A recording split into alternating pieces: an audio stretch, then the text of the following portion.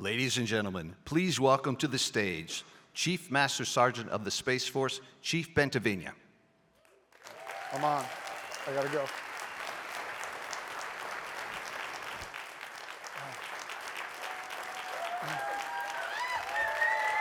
All right. All right, teammates.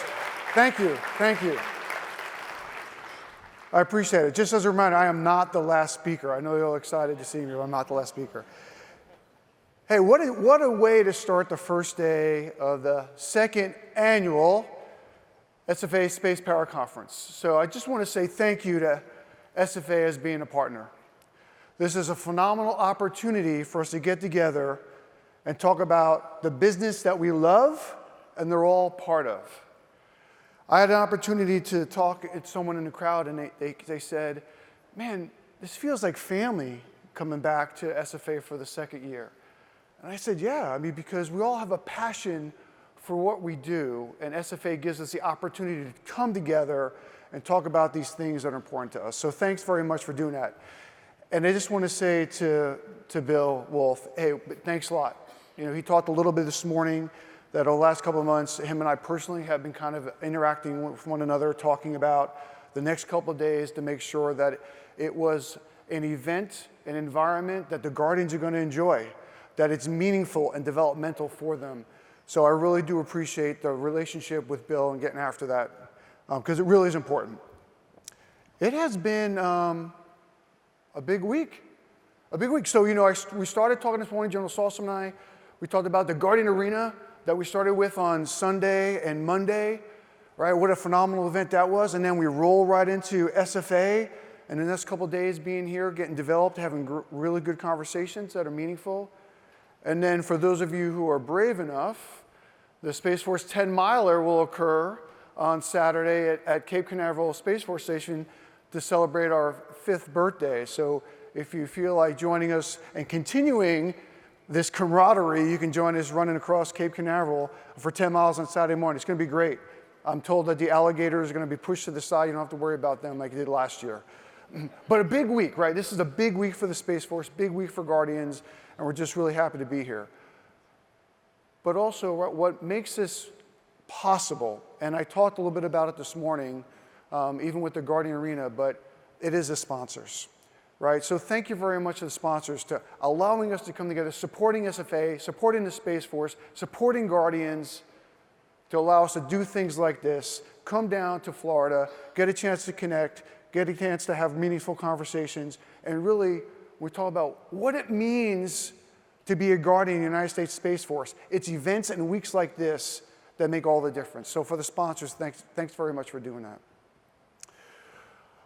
I think I'm going to have to talk to my team. I don't have any videos like General Salzman or General Shaba did, and I definitely don't have any dad jokes in my brief today. So I'm going to have to talk to the team about that, because I think I'm behind schedule. I think I'll be behind schedule on that.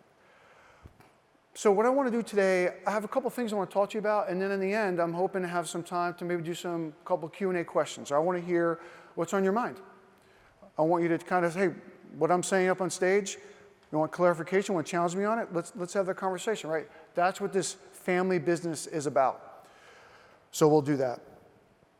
So earlier this year, I had an opportunity to release what I call my key initiatives. And I like to frame it called the Guardian Experience. Guardian Experience is kind of an overarching umbrella. There are several initiatives that I have that talk about why we serve, why it's so critical that we do what we do, and the journey that every single Guardian is on. And when I say Guardian, you know, my responsibility, where I see myself, doesn't start and end with stripes. Whether you're a civilian Guardian, whether you're an enlisted Guardian, or whether you're an officer Guardian, when I talk about the Guardian experience and the things that we focus on in the Office of Chief Master Sergeant Space Force, that incorporates all of you. All of you. And so when I unveiled them, I talked about them, I said that I was going to give you updates on how that progress is going. I also asked you, hold me accountable. I said, these are the things that I want to focus on. These are the things I think are important to me and to you. So I figured I'd take the opportunity today to kind of give you an update. But rather than me just kind of telling you what I'm doing and what the office is doing, I wanted you to give you an update through what the men and women across the United States Space Force, the Guardians, are doing to create the Guardian experience, to make it a reality. Because I think it's much more powerful for me to brag on them and talk about what they're doing today rather than just hearing what I'm doing in the office on a day-to-day basis. I'm also really keen on doing it because this is my way of recognizing the work and dedication and the passion that these men and women are putting every single day into our nation, into making the Guardian experience a reality. Because I think that recognition, that type of informal, personal recognition is important to the culture that we are building and developing each and every day as Guardians within the United States Space Force. So let's start with Elevate the Journey, which is my first key initiative. Elevating the Journey kind of talks about specifically quality of life and quality of service of Guardians and their family members. It are things when you go to work every day, you feel like you're valued, you feel like you're part of the team, you feel that your family's being taken care of, you feel that you're being developed and challenged. We all know that we don't get into the defense business because this is easy. This is hard. There are sacrifices associated with what we do every single day. So elevating that journey and making it meaningful is extremely, extremely important. And there are hundreds of Guardians that I get a chance to come across every single day that help elevate the journey for Guardians. So I want to talk about Tech Sergeant Brian Shams from the 2nd Space Warning Squadron. He's a non-commissioned officer, and he takes those responsibilities seriously. He knows what that means. He focuses on training and development, not just from an operational warfighting perspective, but to personally grow and develop the men and women in his charge. He does the professional development sessions before he goes on a combat crew with the men and women on his team. He calls them mentor minutes. Mentor minutes. And it's about leadership application. It's fostering a culture of resilience and determination. And it has resulted in extremely high morale amongst the men and women within his charge. And then he goes around after he has these mentor minutes throughout the shift. Maybe it's 8 hours, maybe it's 12 hours. He goes around and has impromptu conversations with the men and women. They kind of expand and pull, right? What was the lesson we talked about today? How do you apply that to being a warfighter? And maybe how do you apply that lesson in your personal life? It's elevating that journey that those Guardians are being invested in. Because as a non-commissioned officer, as a Guardian, he's embracing what that means. He's helping me elevate the journey. And then I want to introduce you to Specialist 2, Jaqueline Carter. Now, I've met Carter, and I'm telling you, he is a much happier man than in that picture shows. I'm serious. He's just very humble there. I had a chance to go visit him at 53 Stops Detachment A, which is at Fort Detrick. And as I usually get an opportunity to do, I walk onto the ops floor, and you get a mission brief. And this young man was so excited to talk about what he does every single day for the nation, that what we as a Space Force trained him to do, and the importance of that work. So he's a transmission controller at a wideband satellite operations center. But in addition to that, he said, I want to do more. I want to learn to do more. So he also operates the jam-resistant communications weapon system for nuclear command and control. Nuclear command and control. He's been in the Space Force just about over a year. And he's already honing his skill craft, passionate about what he's doing. He's being presented to the combatant command responsible for high priority communications for nuclear command and control. And he's a Specialist 2.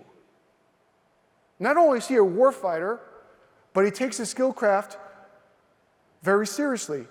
He had the highest qualification rating, a Q1 is what we call it, when he went through initial qualification training. And then when he got to his unit, his first positional eval, he maxed it out and got a Q1 on there. Specialist 2. And I want to recognize him because I love his passion, but from an Elevate the Journey perspective, one of the things that myself, Chief Scott, and Ms. Kelly are working on is how do we modernize our current fully qualified promotion system to more align with the responsibilities we're placing on these young guardians. When I think about what Carter does on a day-to-day basis, the passion that he has, and he's a specialist too, I think there's a way that we're going to move forward to better align those responsibilities, that skill craft, with maybe modernize the current fully qualified promotion system. And that was something we've been talking about for several months. But this is the epitome example of why I think that's a phenomenal idea to elevate the journey for the Guardians of the United States Space Force. I want to talk about our grit teams. This has been a concept that we started in the Space Force from the very beginning, the holistic health approach. That for quality of life, for quality in service, making sure that Guardians are the best versions of themselves. They're living healthy lifestyles, not only physically, but mentally, spiritually. So we instituted the Guardian Resilience Team. And these men and women are dedicated to really taking care of Guardians and making sure that they can be the war fighters they need to be day in and day out, but also being aware of, hey, there are some really healthy lifestyles. Let's educate and train you and help you get there. Because not only is it an investment in the Guardian, it's an investment in the nation. It directly ties to readiness. And it's the Guardian Resiliency teams that are making that a reality for us. I get a chance to visit them as I go around bases, and they're phenomenal. I think this is at Vandenberg Space Force Base is where they are. Taking care of Guardians. They were also here, several of them were here for the Guardian Arena. It was a lot of the GRIT members that helped put together the Guardian Arena exercises and events to not only make them challenging, but also make sure we didn't hurt ourselves. We were out there running around on some of the crazy things that we were doing. But all about contributing to that culture, that identity of what it means to be a Guardian, to educate and train us and make us healthy, make sure that we're investing in ourselves and giving us the knowledge and skills to be able to do that. They're also partnering with, on the Air Force side, on the Space Force base, on the operational support teams that the Air Force are putting in place, coming together to create an environment for all the airmen and Guardians at Vandenberg Space Force Base that they have a home. I think they call it the Hawks Cove, if I'm not mistaken, where they can go and get help, get advice to help elevate their journey. They're the ones doing that work. I just put out the vision, and I get a chance to go visit them, men and women across the Space Force that inspire me as they're getting after this. But we also have to cultivate the war fighter. General Saltzman talked about it today. Space truth number 4. Space is the warfighting domain. It is not a collection of warfighting activities. We have to get after it. And we have to cultivate the warfighter across the service. We're a member of the Department of Defense, part of the joint team. And this is a little bit of a culture shift. Space superiority, as General Saltzman talked about earlier today. Cultivating that warfighter, making sure they're elevating their journey, they're healthy, and now we got to get after it. We got to get after it. I want to introduce you to Captain Hatfield from the 6th Space Warning Squadron. Captain Hatfield works at an upgraded early warning radar site. We talk about knowing the threat, advanced training. Think about it every single day, and that's what he does. He established a baseline program to inform the combat crews in the prepare and ready phase of SPA 4 Gen so they know the threat and know how to tactically respond to those threats. But not only does he do that for the men and women at the 6th Space Warning Squadron, but then he built a relationship across the several UEWRs across the globe, and then created relationships with MIT Lincoln Labs, the 18th Space Defense Squadron, in the Combined Space Operations Squadron out of Vandenberg, to make sure that the men and women that he was in charge of developing and growing and cultivating the warfighter understood the threat, understood the ecosystem and the enterprise that they were interacting with, where they fell within the kill chain, because we have to have Guardians that come to work every single day thinking about that. And that's exactly what Captain Hatfield's doing. He is cultivating the warfighter. I wish I could reproduce him in every single unit we had, sir. Because that's the business of the Space Force. We also have Tech Sergeant Robert Camblin. So I just had a chance to see him. Chief Pogue and General Sheba talked about Fellowship 1, just graduated at the Vassar Academy last week, and I had the privilege of speaking at their induction. It's not a graduation, it's an induction, because they're inducted into the fellowship when they're there. And I had a chance to talk to him and say it was the very first iteration. He was critical to standing up that Fellowship 1, trying to design what Guardians need from an education perspective. Professional military education for Guardians. He leveraged his experience as the NCOIC of Archer Flight at the Intelligence Integration Operations Center. I think it was in Delta 7. We were responsible for FISIT, Foreign Instrumentation Signals Intelligence, and collaborating with the integration with the intelligence community and with the acquisition community. So taking his experience as a warfighter, as a non-commissioned officer, bringing that to the Vassar Fellowship, making the Fellowship 1, and making sure that we were developing and growing our Guardians who are transitioning, who are E4s becoming E5s, that they understand what it means to be a warfighter in the United States Space Force. Helping make sure that they not only how to lead teams, but think outside the box. How do they approach problems? How do you critically think? All the things that we talk about all the time, but he is making it happen by giving Guardians those skill sets, leveraging experience he has as an NCO, and then paying it forward, helping cultivate the warfighter. I also had the opportunity last week while I was in Colorado, and I don't have a picture for that, I apologize, but I had a chance to attend Space Flag out of Colorado. It was 25 TAC 1. I was blown away by how far that environment has changed and the paces that we're putting our warfighters through from an exercise perspective, helping them understand the domain. The largest space flag I think we've had, 56 squadrons, 11 deltas, 85 operational planners, 31 tactical planners, 111 ops crew members, 373 participants. All focused on the domain and the fight and integration and lessons learned. That's exactly the environment our Guardians deserve. And I was so impressed in how far it's come over 5 years. So to General Sheba and Chief Pogue, hey, you guys doing it right. You guys doing it right. And the 392nd Combat Training Squadron who's doing all this, this is service level exercises. We owe you more. We owe you more, but what you have, you're working at it. And it was phenomenal. I was so impressed with the focus on the threat and the focus on getting after operational business that the Guardians had. As I walked through the battle lab is what they call it, I didn't even want to interrupt them because they're all focused on pre-briefs and debriefs as they're working together as crews and then integrating across deltas and mission threads. It was so impressive. But then they also integrated a cyber threat into this event, and I had to get a chance to get a brief on that. So bringing it all together, understanding how we're going to fight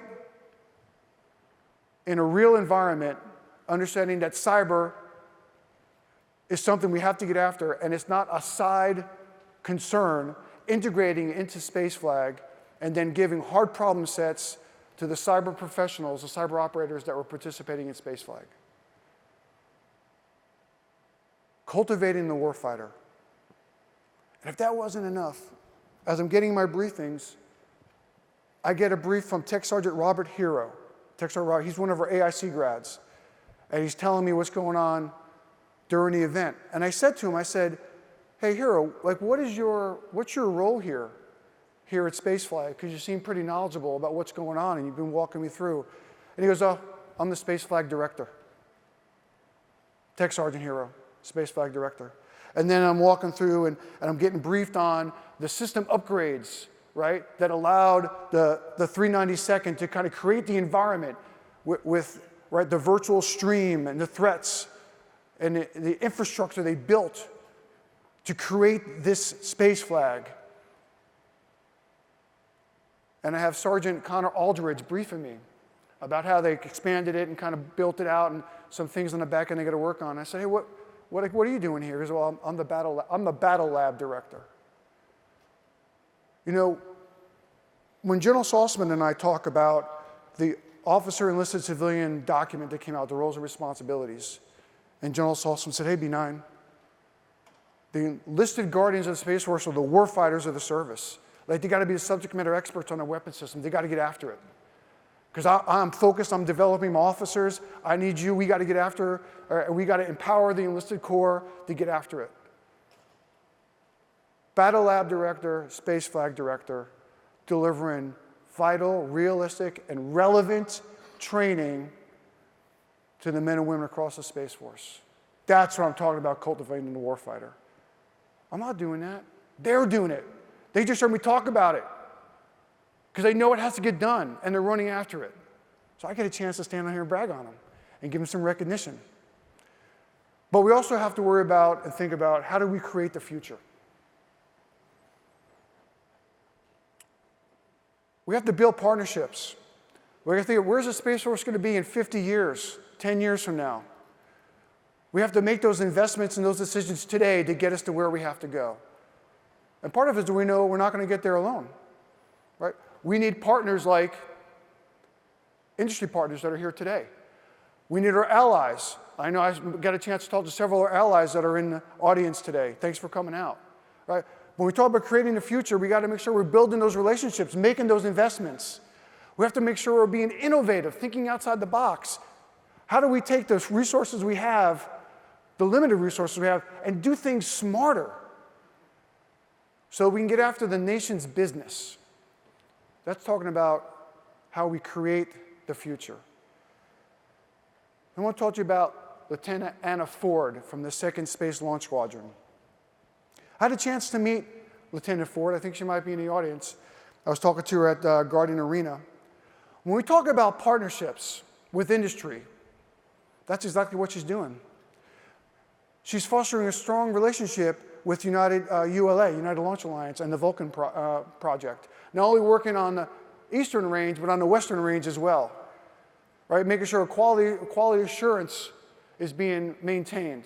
Right? How do we leverage and make sure that, right, that the business of the nation, when we talk about securing assured space access, is vital not only to the service but to the nation, but by her building those relationships with industry is moving as a nation forward. But also that relationship is vital to the service.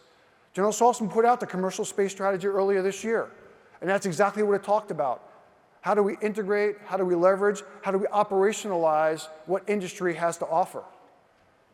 And she's helping bridge that and build those relationships. She's also leveraging her thinking outside the box, where she went to Stanford's AI professional certification program, and she's bringing that back, right? Looking at what is the forefront of industry trends, and how do we incorporate that into the business of the Space Force, as she's also building a relationship with ULA on the Vulcan spacecraft.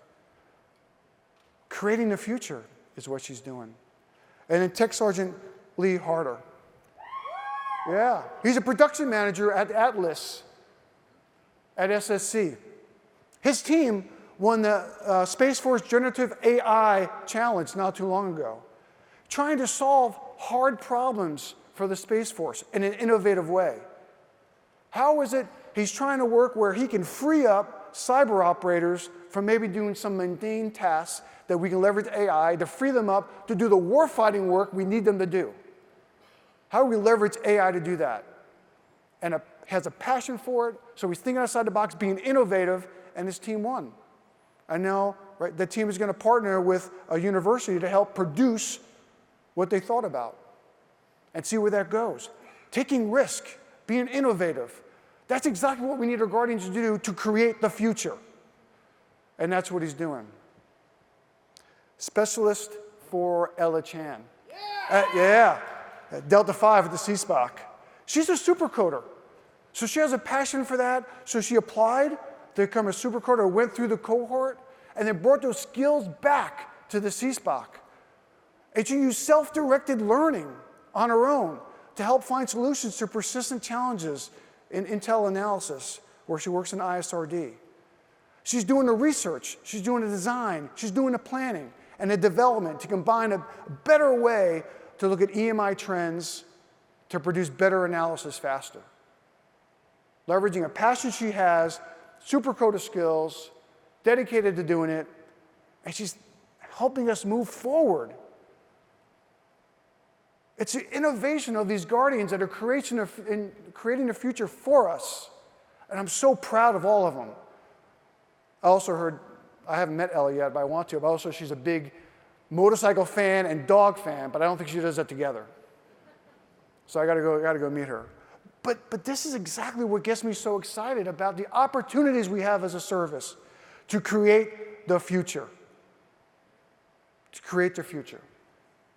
And it's as much emphasis we have to put on creating the future, all the work that these guardians are doing, all the work that guardians that are out in the field I haven't had a chance to talk about are doing, if we don't protect the present, creating the future isn't going to help us. We have to protect the present.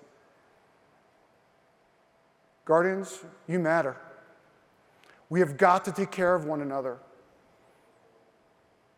I'm here to tell you right now on the stage, you matter to me. You matter to General Saltzman. You matter to the nation. Think about all the amazing things that we do every single day. We challenge you. We stress you. You're war fighters. But also, life is hard.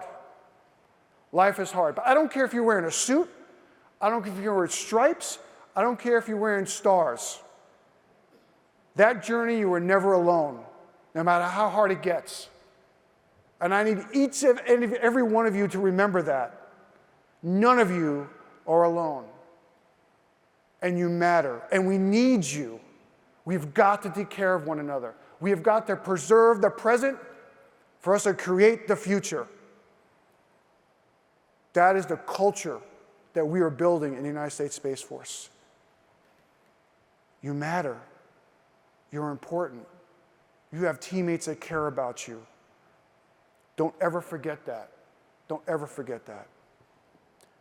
Because there is more to do. As much as we have accomplished over the past 5 years, I don't want to say there's more work to do. I want to say there's more opportunities ahead of us.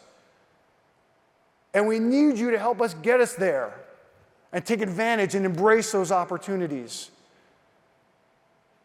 But we've done a lot in 5 years, and it's also okay for us to kind of step back and kind of appreciate that on our birthday coming up.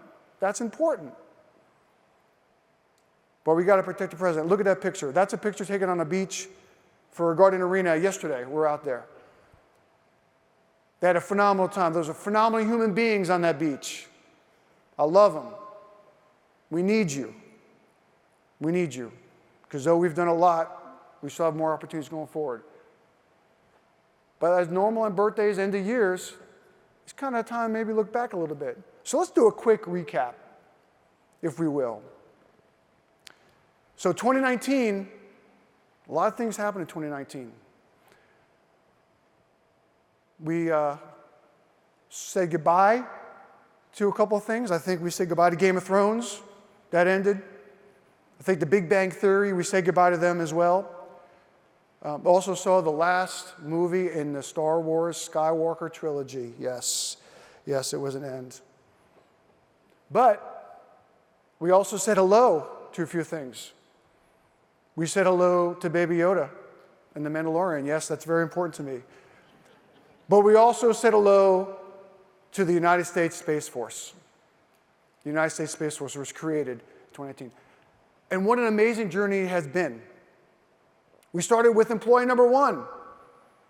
And then soon after that, employee number 2 with Chief Toberman has joined the Space Force. We have developed identity and culture working towards that. We have presented forces to the combatant commands. We have defined roles and responsibilities, organizational structures. But beyond the surface level, beyond the uniforms, beyond symbols, beyond songs, when I go out and have a chance to engage with you and your guardians, where I see the journey, how far we've come, is the passion and the dedication and the understanding of every single guardian that they know why they're here, how vital the domain is, how vital we are to the joint force, and the partner we're going to be with our allies, and working with industry. All the things we talk about on stages and in articles and in interviews. When I get out and get a chance to talk to the guardians, it's so motivating for me because the 5 years I can see how far we've come. And it's a great opportunity on our 5th birthday to kind of step back and say, man, we really have done a lot. We really have done a lot. A lot has changed. A lot has changed. And we should be thankful for it. We should be proud of it. And look forward to the opportunities that lay before us in the years ahead of the Space Force. So, happy birthday, Space Force. Happy birthday. This is the way. This is the way we are. This is what it means to be a guardian. And Semper Supra. There you go. Thanks. So, I think I have some time for some questions, if anyone has some questions for me. I just want to remind everyone in the audience, especially if you're a guardian, that courage is one of our values. I just want to throw that out there. Yes, sir. Good afternoon, Chief. Specialist Frost, Delta 8 Force Ops. How you doing? Doing well, sir. I'm happy to be here. Thank you for the opportunity. Regarding your tenet to cultivate the warfighters, with the Space Force having the largest ratio of junior enlisted with undergraduate bachelor degrees, what steps are we taking to open avenues for higher levels of education? Most of those avenues are open for commissioned officers, but enlisted are not able to pursue those routes to better themselves and bring that knowledge back to the force. Yeah, so thanks for the question. And as a fact, I think that, for the men and women that are I use the phrase OG, Original Guardian. Did you join directly into the Space Force? Yes, sir. All right, man. You're an OG, Original Guardian coming in. So Guardians like yourself, they're OGs. The education level and the age and maturity of the average Guardian coming into the Space Force is higher than any other branches. Now, maybe that's because I think in fiscal year 2025, we're going to recruit, or should I say we're going to scout about 800. So the numbers are small, but the talent and the maturity and individuals coming with life experiences into the service, into our junior enlisted ranks, has been phenomenal. It's been phenomenal. Now, you come in with that baseline and that foundation. I'm working with Chief Scott and S1D and Chief Soto across a Guardian's career. What are those opportunities to leverage not only the education that you have, but the fact that you're a lifelong learner? And that comes in many different forms. It's not necessarily just only brick and mortar, but what are the other things that allow you to hone your skill craft as a warfighter? And we're working at I just talked to Chief Scott not too long ago, right? How do we expand additional opportunities with industry, right? What are the partnerships that we're having with academia that really is aligned for an enlisted warfighter? Right? You were right.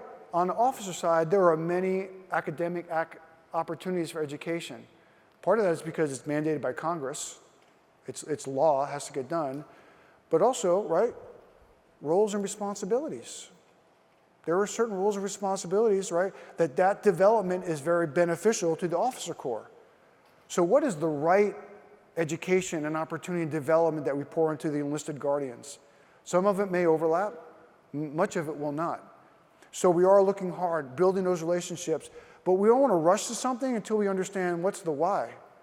If we send you to something, say, for example, we build another partnership with industry and we have education with industry where you can maybe earn some certifications, how do we make sure on the back end, right, that we can bring you back into the service and let you apply those skills, help us fix a pain point, and it makes you feel like, man, I spent so many months learning something, now I get to put it into practice. And we're working through that because that's meaningful. It's not about giving you an opportunity to get a certificate to hang on your wall. I want to be able to give you something that is meaningful to you that you can apply as a guardian. So we are looking at that. How do we leverage the education that you're bringing, but also your lifelong passion for learning? But it has to be the correct method and model so that it's enduring and then it makes sense. Like I said, some of it, it's kind of hard. When we compare ourselves to civilians and our officers, we have different roles, different responsibilities, different career development models. It doesn't mean we're not going to invest in you as much. It's just going to be different. And we're all working on that. And there's a lot of discussions. And keep asking me that question and hold me accountable because we owe you that and we're working it hard. And I'll tell you, probably a week doesn't go by where Ms. Kelly doesn't say to me, "Benign, what are you doing? Like, are you working with the team? Like, what are you thinking about?" So we're getting after it. Thanks for that. Thank you, Chief. And thanks for joining the team, brother. I appreciate you. All right, anybody else? Oh, yes, sir. Yes, ma'am. Hey, Chief. I'm going to ask you this hard question. And it's to follow off on that awesome question we had earlier. Yes, ma'am. When are we going to have all enlisted crews? So, ma'am, we have that now on some of the weapon systems. I had the opportunity on Thanksgiving Day. I called Clear Air Force Station. And I spoke to the crew that was working at the 13th Space Warning Squadron, and it was 2 sergeants that were working. So, you and I, when we grew up, that was something that we didn't do because some of it, we misinterpreted policy, we misread what the requirement was, and we didn't really do due diligence to question the assumptions, as General Saltzman has been challenging us for the last several years, challenge the assumptions. So we've gone out to start to challenge the assumptions and realized maybe some of those decisions not having all enlisted crew was something that was self-imposed, not necessarily mandated. So I know specifically within Delta 4, when I called up there, it was an all enlisted crew. Now I'm hoping that Colonel Schmidt and General Miller are all tracking that and I just get somebody in trouble. But yeah, so we are moving towards that direction, ma'am. And I think that's a huge step forward. And even some of the new organizations, for example, when you go to the WSOCs, the Wideband Satellite Operations Center, when you go there, they're 24/7. There's about 55, 60 people assigned to one of the detachments at a WSOC. A captain, a lieutenant, and the rest are enlisted with a couple of civilians. So WSOC is another example where we have empowered non-commissioned officers and enlisted cadre to take on mission sets because we're training them right, we're setting expectations, we're not lowering standards, we're just giving them an opportunity to do that and getting more comfortable with some of the culturalisms maybe that we inherited because we didn't want to question the assumptions. So, but we are moving there, thank you. Better, but We'll get to that. Yes, ma'am, we have more to go. We have more to go, but we're moving that direction. Thank you. Anybody else? I think I have like a minute left. Anybody else? Yeah, hey. Yes, sir. I see you rolling up. Hello. Thank you for what you do, Chief. Thank you. My question is, do you see this as a innovating step into making more doors open for colleagues to want to join under this or be forced to join it? Forced to join the Space Force? No, not forced to join it, but pressured to join it instead of wanting to do it. Yeah, I don't think there's any discussions that I've been part of where we want to pressure anyone to kind of do this business. We used to have an all-volunteer force That's something as a nation we're very proud of. But that's why I want to talk about the guardian experience, right? Elevating the journey, quality of life, quality of service is so important because as a nation, that's what we've embraced across the Department of Defense as an all-volunteer force. So, for this is warfighting business, right? This is a profession. So I don't think anyone's kind of having any discussions. I know I personally don't want about pressuring anyone to join this profession and join this team. I'm looking for individuals who have a passion who want to be on this team and just make sure we treat them right and treat the family right. So thanks for that question. All right, thank you very much. I appreciate it. I'll see you at the rest of SFA.